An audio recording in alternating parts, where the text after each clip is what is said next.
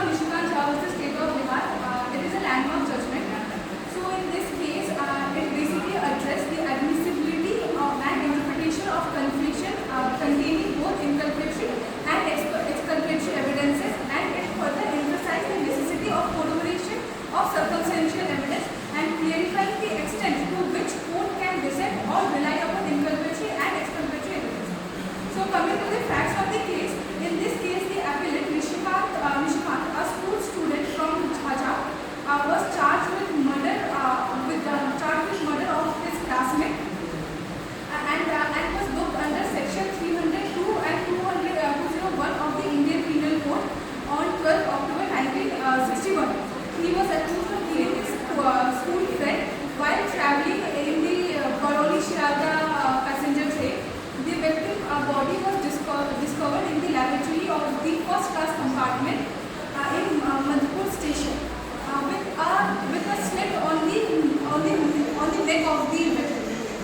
On the same day, around an hour before the sunset, a man named Ramkishore Pandey saw Nishikant Jha washing his clothes near the pond, and he was having blood stain over his clothes, and there was a cut in his hand also.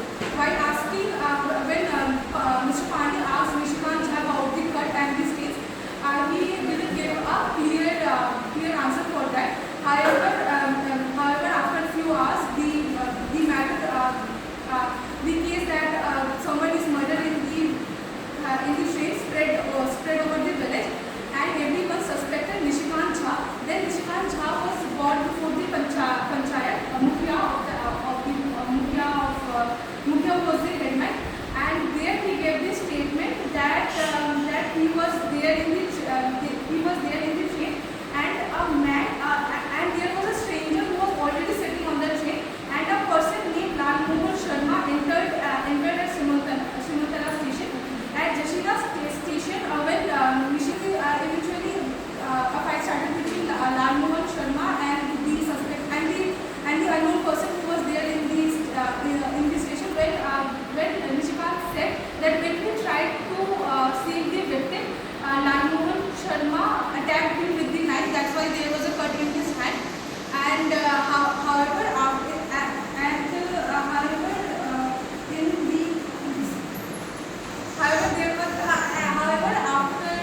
at Patra level, the Lal Mohan Sharma, according to Nishikant Jha, Lal Mohan Sharma jumped at the Patra river, and after that Nishikant Jha also jumped in that river also. However, when the statement was recorded under section 342 of CRPC, Nishikant Jha said that he was forced by giving the statement to the Mukhya, and he was forced to believe his friend Patna High Court, but Patna High Court did not believe his defensive statement and accepted only the charge, admitted his involvement based on his statement before arrest. So then Nishikant, and he was given death penalty and he was sentenced to death for this case. So Nishikant Jha then filed an appeal with the Supreme Court, and the issues that were raised in this, that whether the statement made by the accused in front of the Mukhya before arrest was admissible in the court or not, and whether the court would selectively accept the inculpatory and reject the part of the exculpatory part of the confession or not. So in this case, J.K. Mittal delivered the Supreme Court judgment which upheld the conviction of Nishikant Jha.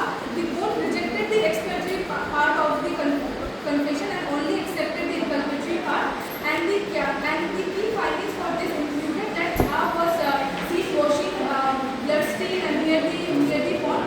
Jha was found with a knife matching the murder weapon, and medical evidences confirmed